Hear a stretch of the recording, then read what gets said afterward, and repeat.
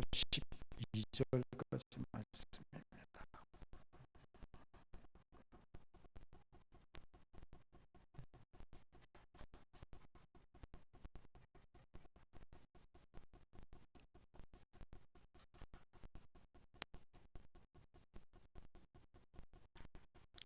너희가 나를 알았더라면 내 아버지도 알았으리로다. 이제부터는 너희가 그를 알았고 또 보았느니라. 빌립이 이르되 주여 아버지를 우리에게 보여주옵소서. 그리하면 족하겠나이다. 예수께서 이르시되 빌립아 내가 이렇게 오래 너희와 함께 있을 때 내가 나를 알지 못하느냐? 나를 본 자는 아버지를 보았거늘 어찌하여 아버지를 보이라 하느냐? 내가 아버지 안에 거하고 아버지는 내 안에 계신 것을 내가 믿지 아니하느냐?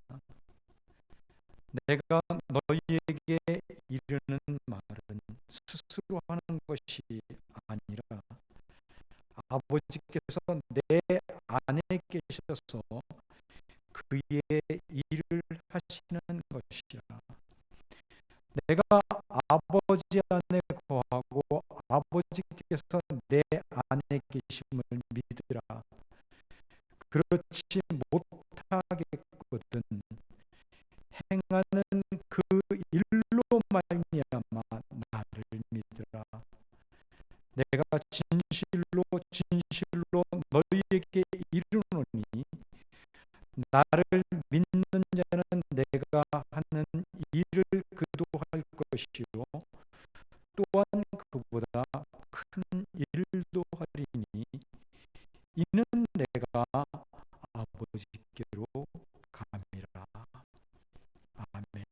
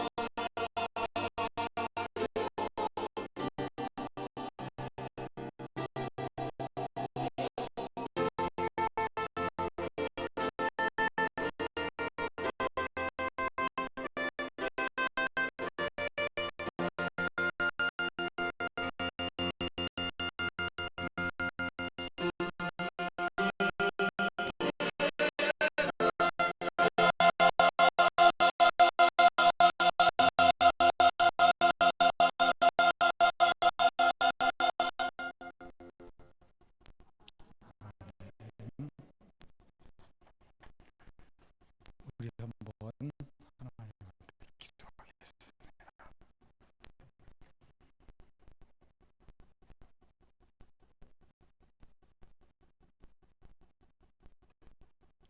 하나님의 귀한 사랑을 생각하며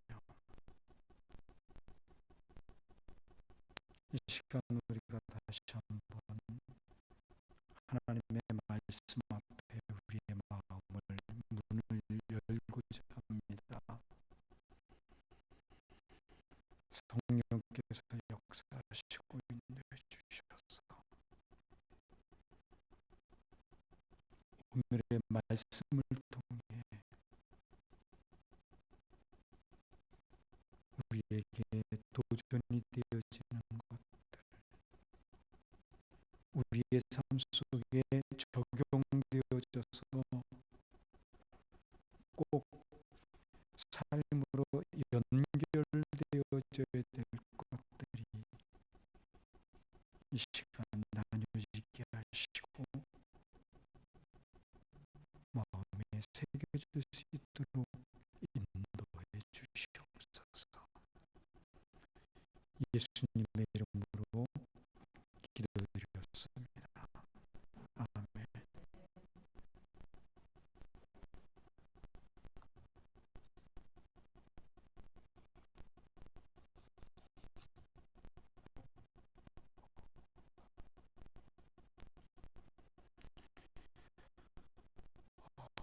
지난 월요일과 화요일 노예 교육제에서 순례자의 길이라는 주제로 군산 아펜젤러 순교관 그리고 한교에서 77명의 순교자를 낸 영광 염산교회 그리고 신안섬 주민의 90% 이상을 기독교 신자로 만든 문준경 전도사 순교기념관을 다녀왔습니다. 교인들 한 사람 한 사람을 위해서 그리고 교회를 사랑하는 마음 때문에 얼마든지 순교의 잔을 마시지 않아도 안전하게 살 수 있었지만 기꺼이 순교의 잔을 들이킨 목회자들의 삶이 가장 큰 도전이 되었었고 기독교 신앙은 핍박 속에서 가장 찬란한 꽃을 피우게 된다는 사실을 다시 한번 생각해 볼 수 있는 시간이었습니다. 지금은 그 당시와는 상황과 여건이 많이 다릅니다. 더 이상 핍박도 없고 우리는 얼마나 편안한 가운데서 신앙생활을 잘하고 있는지 모릅니다. 그러나 그들의 신앙과 우리의 신앙에는 조금은 차이가 있지 않나 하는 사실을 생각하게 됩니다. 그들은 천국을 바라본 신앙 때문에 죽음 앞에서도 초연할 수 있었고 아버지를 죽이면 살려주겠다고 하는 유혹도 뿌리치고 아버지와 함께 기꺼이 순교를 당한 한 목사님의 가족의 순교와 심지어 아무것도 모르는 4살 밖의 아이들까지 순교에 동참한 것을 보면은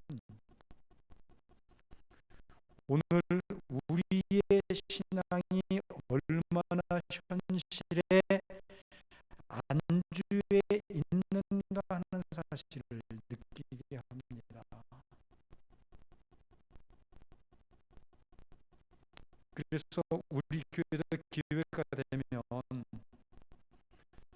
정말 이들 교회를 탐방하고 도전을 받고 우리의 오늘의 신앙을 한번 다시 새롭게 다질 수 있는 그런 기회를 가졌으면 정말 좋겠다라는 생각을 해봤습니다.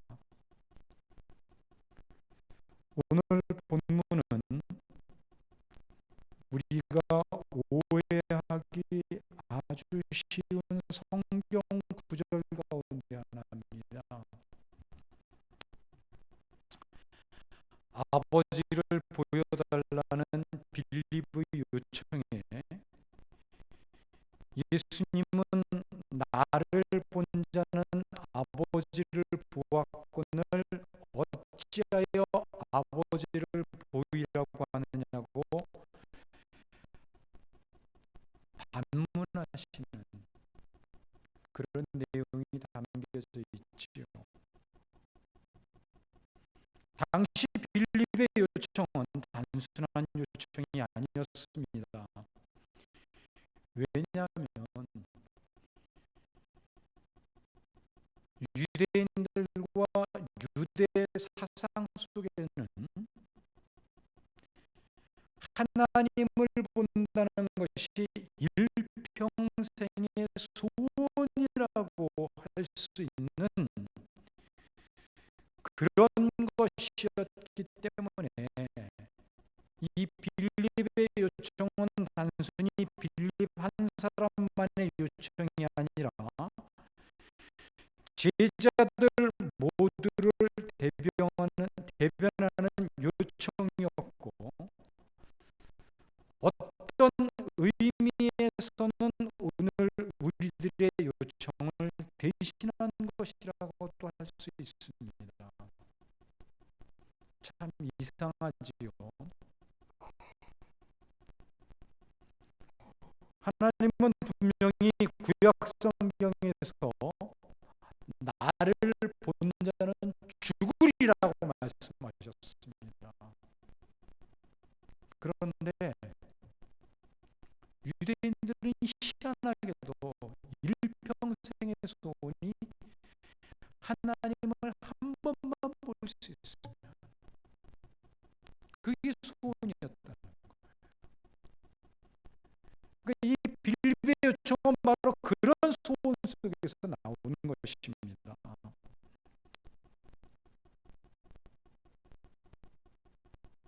그런데 왜 이 요청이 우리를 대신한 요청이 되는 줄 아세요? 실제로 우리들 또한 꿈속에서라도 하나님 비슷한 분이라도 볼라치면 얼마나 그것이 신앙 간증으로 많은 사람들에게 회자됩니까? 그런데 우리는 이 말씀을 통해서 예수님을 3년 반씩이나 따라다닌 제자들이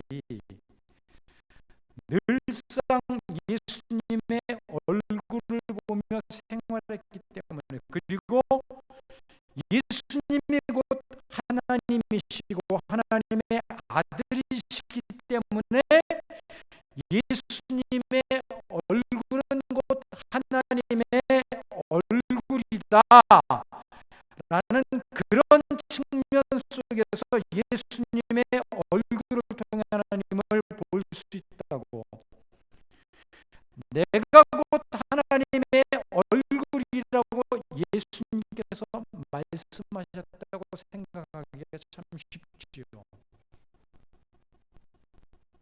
그렇게들 많이 생각하는 것 같아요.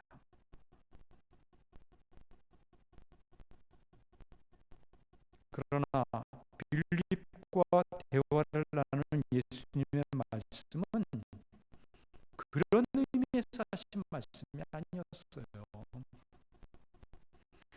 그래서 제가 제가 이 구절은 오해를 많이 불러일으키는 구절이라고 말씀을 드리는 것입니다. 예수님이 곧 하나님이기 때문에 예수님의 얼굴을 본 것이 하나님의 얼굴을 본 것이다. 그런 의미에서 말씀하셨던 것이 아니라는 것입니다.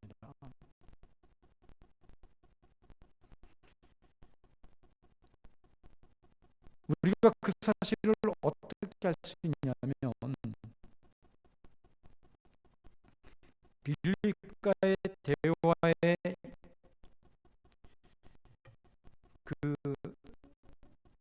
대화를 나누는 과정 속에서 10절, 12절, 11절, 12절 말씀을 보면 그와 같은 사실을 분명하게 알 수 있습니다. 그래서 예수님께서 나를 본 자는 아버지를 본 것과 동일하다고 말씀하시는 의미는 예수님 자신이 하시는 일들,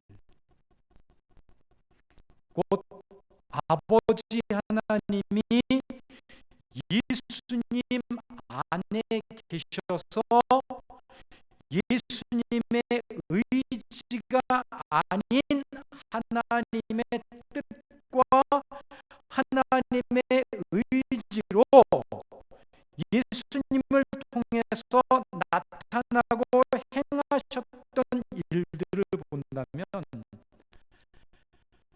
하나님 아버지가 어떤 분이신가를 분명하게 알 수 있다는 의미에서 나를 본 자는 곧 하나님을 본 것이 된다고 말씀하셨던 것입니다. 그 의미는 바로 그런 의미인 거예요.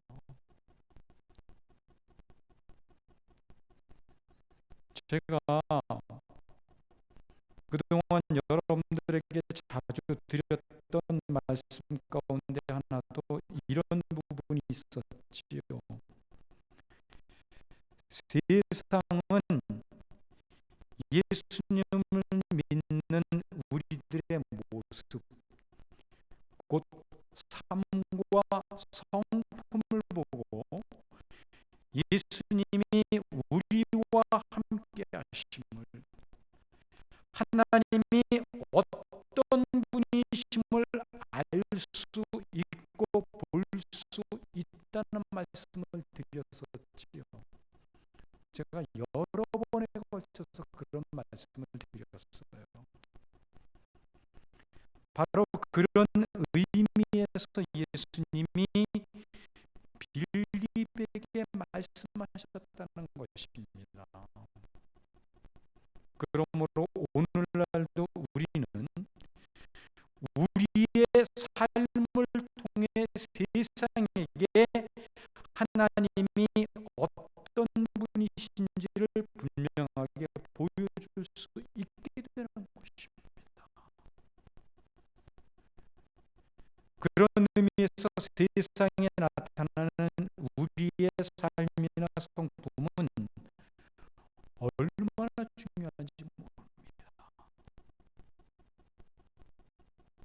특히 우리는 이런 삶과 성품이 나타나도록 나와의 싸움을 지속적으로 해가야 되겠지요. 내가 누구의 지배를 받으며 살아갈 것이냐가 신앙생활에서의 진정한 싸움 아닙니까? 여러분들 안에는 누가 계십니까? 누가 여러분들의 마음을 지배하고 있습니까? 세상의 바쁜 일들입니까? 돈입니까? 아니면은 세상에서 누리고자 하는 부귀영화입니까? 무엇이 여러분들의 마음을 지배하고 여러분들의 삶의 우선순위를 빼앗아가고 있습니까?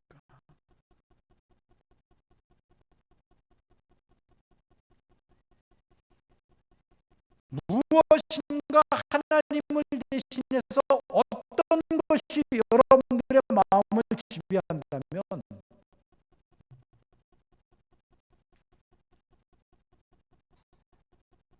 그것은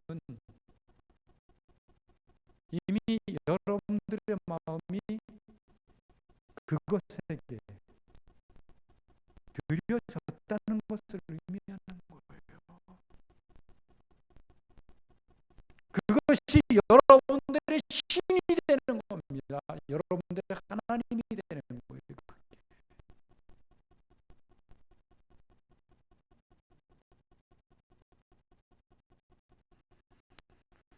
성경은 계속해서 우리에게 내 자신을 누구에게 바치며 살 것이냐에 대한 싸움이 바로 우리 신앙생활의 참 모습이라고 이야기를 해요. 사실 우리는 하나님께 자신을 드림으로 하나님의 살아계심을 세상 앞에 드러낼 수 있고, 그때마다 세상과의 타협이나 불법이나 불의를 행함에도 적당한 구실을 붙여서 자기 합리화를 하며 둘이 뭉실하게 자신의 이익과 만족과 편의를 위해서 살아갈 수도 있습니다. 그 의도와 마음속 깊은 곳에 담긴 내가 지금 빼앗기고 있는, 그리고 나를 지배하는 그 어떤 것에 통치를 받으며 살아갈 수 있게 된다는 것입니다.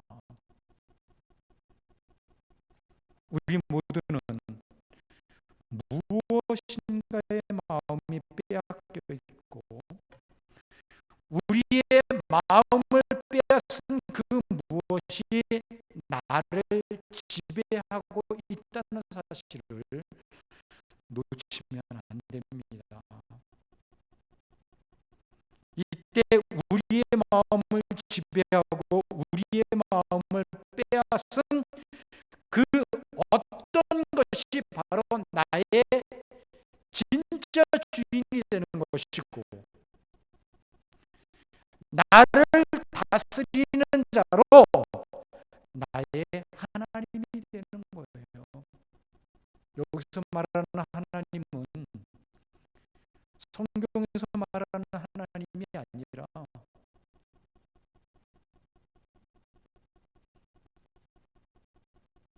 나를 지배하는 그 우상을 말하는 겁니다.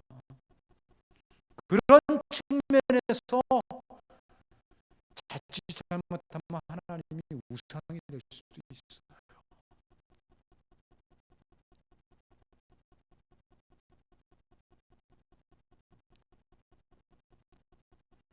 자기 자신을 냉정하게 돌아보십시오. 분명히 우리의 마음을 지배하는 것에 의하여 우리는 우선순위를 하나님이 아닌 다른 것에 두며 살아가게 됩니다. 그러나 우리 모두는 하나님의 하나님 되심이 우리 자신에게 그대로 적용되어 나타나는 그런 사람들로서 자기 자신의 존재 가치를 가질 수 되어짐을 꼭 기억하십시오.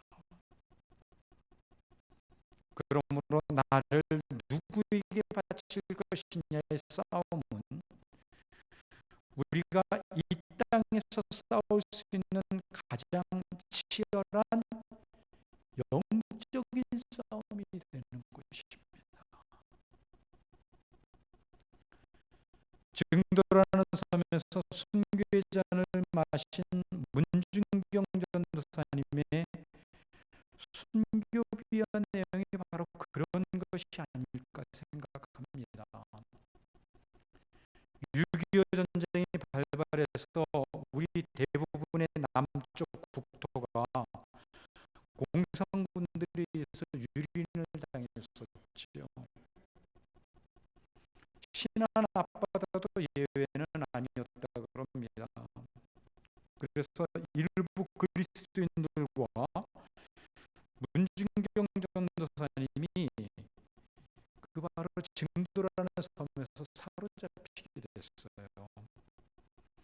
당시 목포에 설치됐던 인민 보위부 본부로 끌려가게 됐습니다.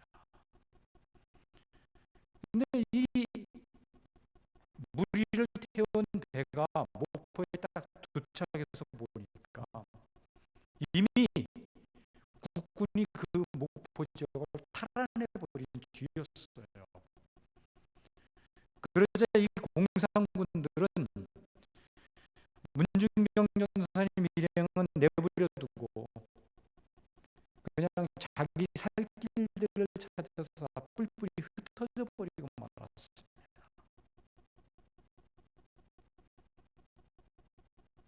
그때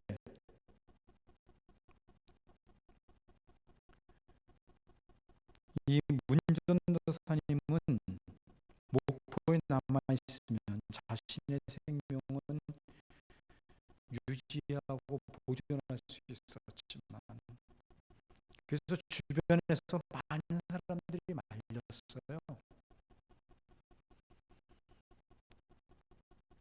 그 말린 사람 가운데 한 사람이 문중경 전도사님을 그렇게 그 전도사님 될 수 있도록 도와줬던 당시 최고의 부흥사였던 이성봉 목사님이었다고 그래요. 그분까지도 말렸는데 아직 섬에 남아있는 성도들의 안위와 한 사람의 성도라도 살리고자 하는 그 마음의 열정 때문에 다시 공산군이 아직 지배하고 있는 그 증도라는 섬을 찾아갔기 때문입니다.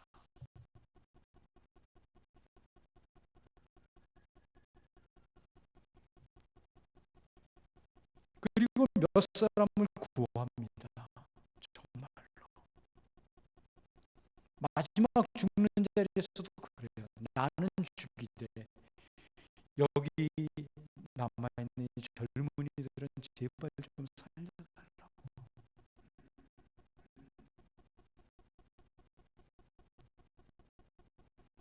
그리고 정작 자신은 순교를 당합니다. 그 순교의 그 내용을 보면 얼마나 비참한 죽음을 당하는지 몰라요. 그 무더운 여름날 순교를 당했는데 해변가에 버려진 채로 8일 동안 아무도 그 시체를 건드리지 못한 채 방치됐다 그래요. 그래서 나중에는 매장을 하려고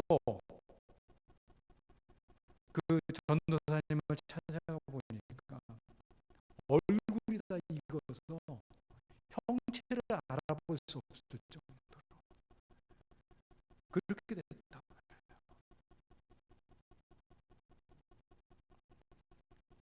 어찌 그분 마음속에 살고 싶은 마음이 없었겠어요. 모르긴 해도 사탄이 이런 유혹을 했을 것 같아요. 그 섬으로 들어가면 공산군들에게 잡혀서 죽을 수 있기 때문에 개죽음 당하지 말고 남아서 또 열심히 하나님의 사역을 감당하라고. 얼마나 달콤한 유혹입니까? 그러나 한 영혼이 소중하고 자신의 목숨을 버려서라도 성도들을 지키고자 했던 문전도사님의 마음은 이미 증도를 향해 있었던 것입니다. 이 또한 마음에서부터 시작된 영적 싸움이 아닐까 생각이 되어지는 것입니다. 나를 누구에게 드릴 것이냐의 싸움. 그래서 우리가 하나님께 나의 마음을 드린다면 나의 삶과 성품 속에서 하나님이 드러날 것이고 세상은 나를 통해 하나님을 볼 수 있게 될 것입니다. 그렇지 않습니까? 그래서 갈라디아서 5장 16절과 17절은 우리에게 이런 말씀을 하고 있습니다. 내가 이르노니 너희는 성령을 따라 행하라. 그리하면 육체의 욕심을 이루지 아니하리라. 육체의 소욕은 성령을 거스리고 성령은 육체를 거스리나니 이 둘이 서로 대적하므로 너희가 원하는 것을 하지 못하게 하려 함이니라. 그래서 우리는 날마다 스스로 누구에게 나를 드린 것인가를 결정하며 살아가야 하는 것입니다. 예수를 믿을 것인가 말 것인가에 대한 결정이 아니라 이미 예수를 믿었기 때문에 나를 누구에게 드릴 것이냐 하는 싸움이 날마다의 삶 속에서 우리에게 요구되어지고 있다는 것입니다. 저는 지금 이 과정에서 우리가 그리스도인으로서 무엇을 했다 하지 않았다 정도의 수준을 여러분들에게 말씀드리고 요구하고 있는 게 아닙니다. 그래서 헌금을 했다 하지 않았다, 기도를 했다 하지 않았다, 전도를 했다 하지 않았다, 이런 정도의 수준이 아니라 세상이 나를 보았을 때 예수 그리스도의 향기를 맡을 수 있고 살아계신 하나님이 이 내 손을 견고하게 붙잡고 나와 동행하고 계심을 세상이 과연 볼 수 있느냐, 그런 수준을 말씀드리고 있는 거예요. 여러분들 그거 아세요? 하나님을 사랑하는 마음 없이 지금 이 자리에 나올 수 있어요. 하나님 사랑하는 마음 없이 예배 드리고 기도하고 헌금하고 봉사활동 할 수 있다고요.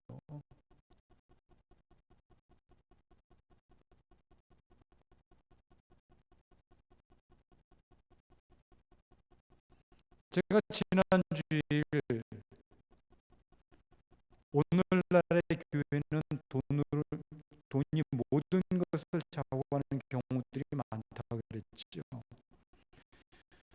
그런데 어쨌든 사실 우리가 돈이 있어야 하나님의 일을 해도 할 것 아닙니까?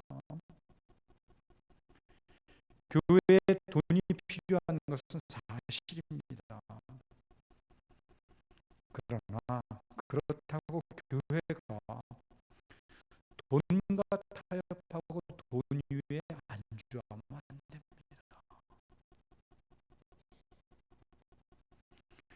그러니까 돈의 맛을 안 목사들이 그 돈을 쉽게 놓지 못하게 되는 거예요. 왜 그렇게 돈이 주는 달콤한 유혹을 놓지 못하는지 아십니까? 아직도 그 마음에 하나님에 대한 두려움이, 하나님의 살아계심에 대한 분명한 고백이 없기 때문에 그런 거예요. 입술로는 하나님을 찬양하고 말하고 고백하지만 그 마음에는 여전히 하나님에 대한 확신이 서 있지 않기 때문에 하나님이 보시지 않는 것처럼, 하나님이 없는 것처럼 행동을 하게 된다는 것입니다. 그래서 양복 한 벌에 수천만 원짜리를 자랑스럽게 입고 다니고 수선비로만 수십만 원에서 수백만 원의 돈을 지불하는 목사가 이 땅에 생겨나는 것입니다. 진짜 우리나라에서 얼마 전에 있었던 일이에요. 그게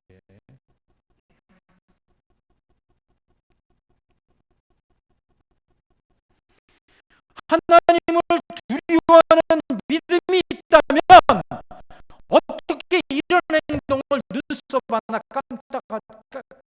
깜짝하지 않고 할 수 있냐는 거예요.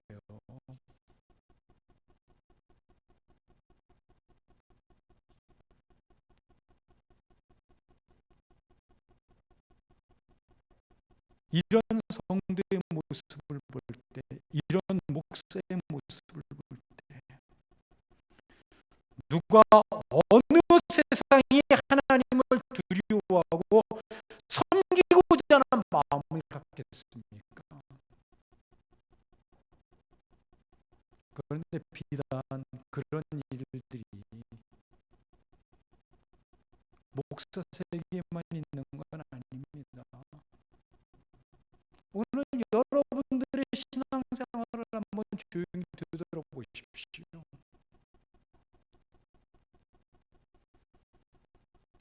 정말 하나님께 향한 진한 그 사랑의 마음을 가지고 이 자리에 오셨어요. 하나님을 정말로 두려워하는 믿음이 있습니까? 그렇다면 여러분들은 예배를 드리는 자세부터 달라지셔야 돼요.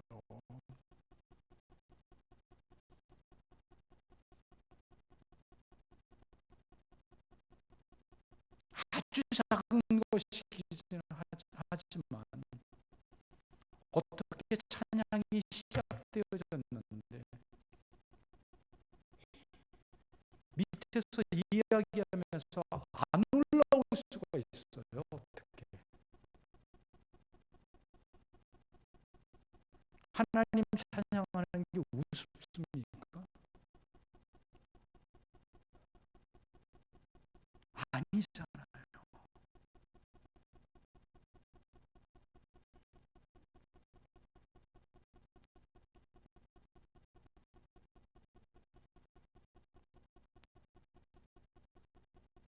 여러분들이 정말 하나님을 두려워하는 마음이 있고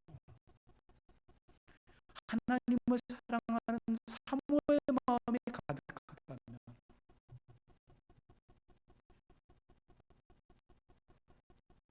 최소한 30분에는 여기 오셔야 돼요. 그래서 한 10분 동안 하나님 앞에 기도하고 그리고 그냥 찬양하면서 우리의 마음을 열어가며 하나님을 높이는 모습이 있어야 되지 않습니까?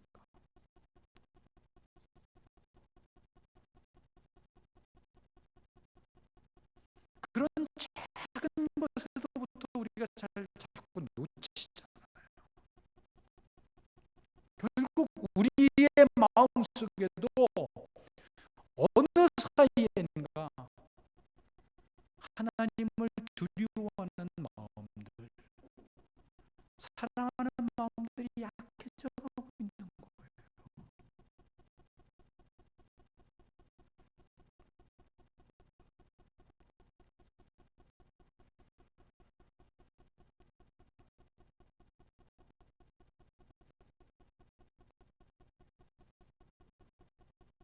하나님께서는 우리에게 많은 것들을 맡기셨습니다. 그 가운데 물질을 맡기셨지요. 그러나 이 물질은 하나님의 살아계심, 하나님의 함께하심을 드러내는 도구로 활용되는 것이지 나에게 초점이 맞춰지고 모아지게 되면은요 우리는 타락하게 됩니다. 물질이 우리의 삶 가운데 그리고 교회 일을 하는 데 있어서 굉장히 필요하고 유용한 것이지만 그것이 하나님께로 초점이 맞춰지지 않고 나에게로 초점이 맞춰지면 우리는 쉽게 타락해버려요.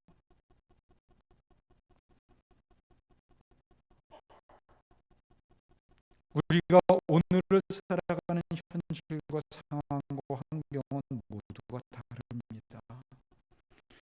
그래서 어떤 분들은 부유할 수 있고 어떤 분들은 가난할 수 있습니다.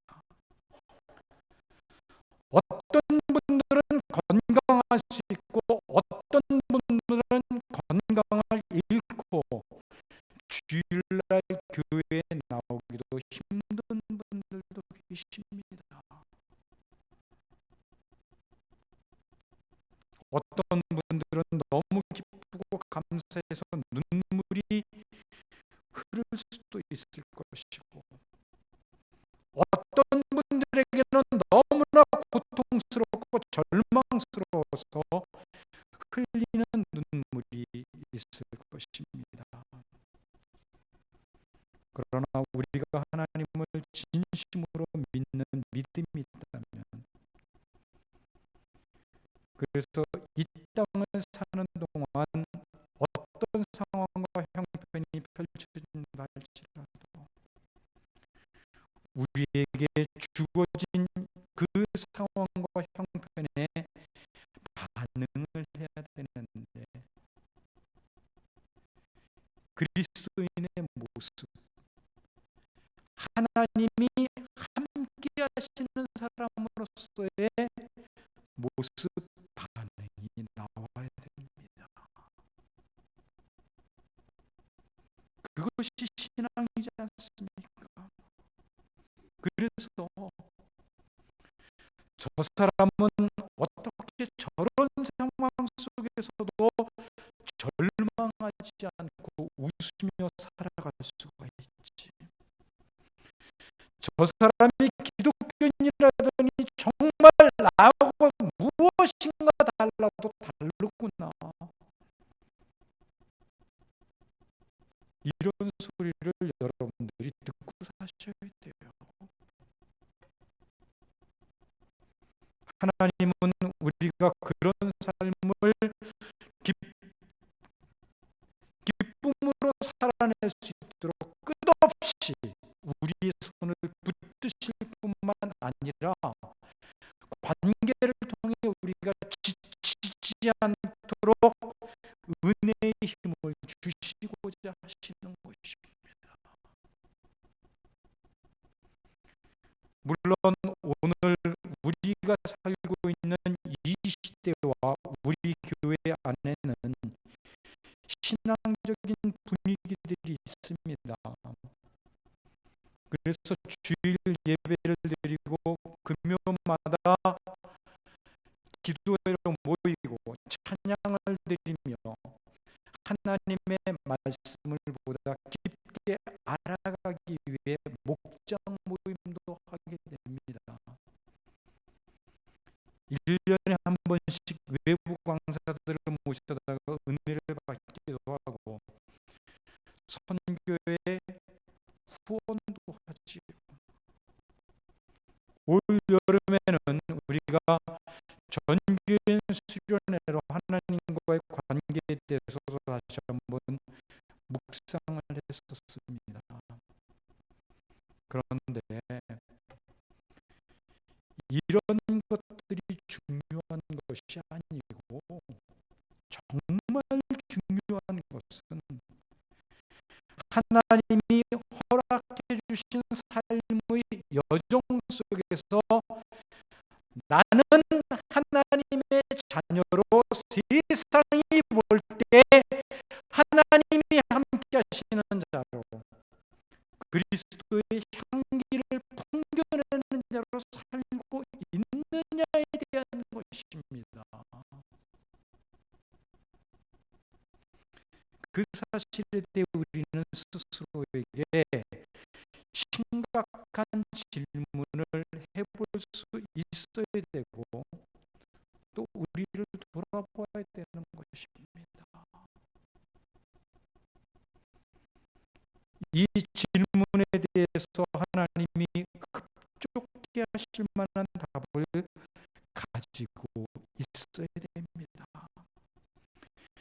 이것이 우선되어지지 않고 어느 총선에서 어느 당이 더 많이 뽑힐 것인가, 내가 좋아하고 인정하는 당이 더 많이 뽑혀야 한다, 누가 정권을 쥐고 있느냐, 오늘 내가 경험하고 있는 환경과 상황이 최악이다, 이런 부분들은 2차적인 문제들입니다.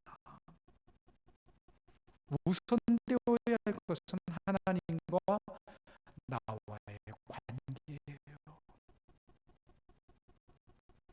이 관계 안에서 살아가는 모습, 관계에 대한 분명한 확신이 있어야 내게 주어진 상황과 환경들, 이 시대 속에서 내가 경험하게 되고 부딪히는 사건들 속에서 그리스도의 향기를 뿜어낼 수 있는 자로 반응할 수 있게 되는 것이고, 하나님이 내 손을 붙들고 계심을 세상이 볼 수 있게 되는 것입니다. 혹 우리는 아무개 집사가, 아무개 장로가 이렇게 반응하기 때문에 나도 이렇게 반응할 수밖에 없다고 핑계거리를 찾아 위안으로 삼는 그런 삶을 살고 있지 않습니까? 그래서 누군가를 자꾸 탓하게 되고, 누가 이래서 나도 이렇게 할 수밖에 없다는 핑계 말들을 하고 있지 않습니까? 이런 모습이 우리가 살아가고 있는 이 시대 속에서 우리의 가장 강력한 유혹의 주제들인 것입니다.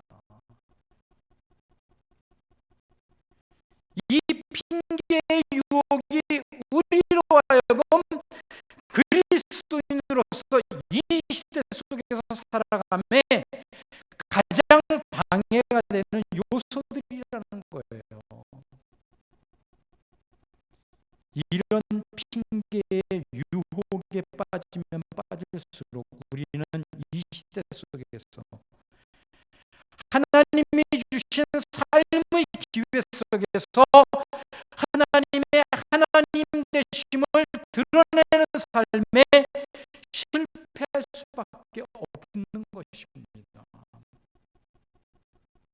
내가 그리스도께 붙잡혀 있고 내가 하나님을 진심으로 두려워한다면 이런 유혹 때문에 실패하지는 않겠지요.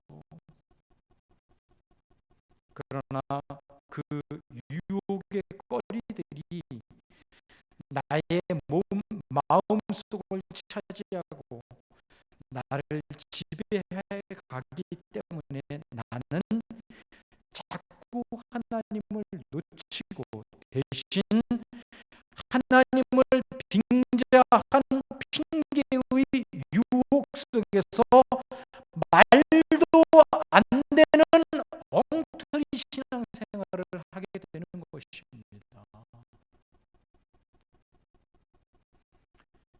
이렇게 우리가 누군가에 대한 어떤 환경에 대한 어떤 사건이나 상황 때문에 지금 당하고 있는 억울함과 고통스러움, 절망스러움의 마음을 빼앗기고 있다면 우리는 그리스도께 붙잡힌 바 되어 그리스도의 향기를 풍겨내고 하나님이 내 손을 붙잡고 함께 걸어가는 모습을 보여줄 수 있는 기회를 놓치게 되는 것입니다. 그것이 없다면, 그 사람만 없다면이 아니라 그것은 여전히 있고 그 사람은 여전히 있지만 나는 하나님과의 관계로 인하여 얻는 힘으로 언제나 그리스도인으로 그리스도의 향기를 풍겨내는 사람으로 살아가겠다는 것이 먼저 결심되고 고백되어져야 됩니다. 그 나머지는 다음 이야기가 되어야 되겠지요. 하나님이 우리의 삶을 얼마나 존귀하게 펼쳐가시려고 하는데 하나님이 우리를 얼마나 보배롭고 여기시고 펼쳐 보이시려고 하는데 우리가 우리의 자존심 때문에 우리의 욕심 때문에 이런 하나님의 계획을 망치는 사람이 되겠습니까? 우리가 날마다 만나는 사람들, 날마다 펼쳐지는 사건과 상황들, 이 모든 것들은 하나님께서 나를 연단하시고 나를 성숙한 그리스도의 사람으로, 그래서 마침내 그리스도의 향기를 풍겨내고 세상이 나와 함께 하시는 하나님을 볼 수 있는 기회를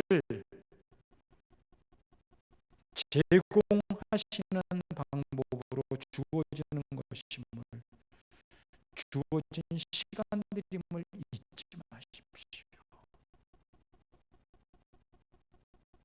그래서 우리의 날마다의 삶은 지금보다 더욱더 영적이 되어야 되는 것이고 우리가 추구하는 방법과 힘 또한 더욱 하나님께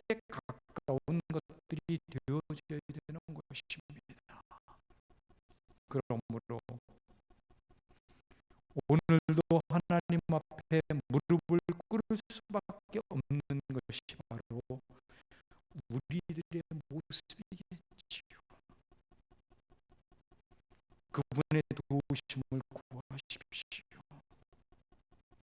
나를 통하여 살아계신 하나님을 세상이 볼 수 있는 삶을 살아가도록 간구하십시오. 나를 빚으셔서 결국에는 하나님이 목적하시는 하나님의 사랑으로 만들어 가시기를 사모하시고, 오늘도 한 주간도 그 살아계신 하나님, 나와 함께 하시는 하나님을 경험하고 기뻐하는 고백으로 가득한 여러분들이 되시기를 진심으로 축원합니다. 기도하겠습니다.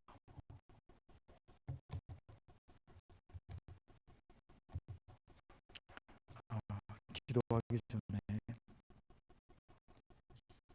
우리가 이 땅을 살아가는 동안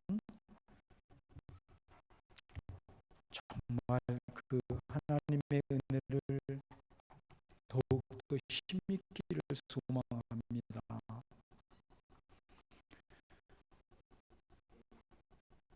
하나님의 은혜가 주는 힘으로 이 땅을 살아갈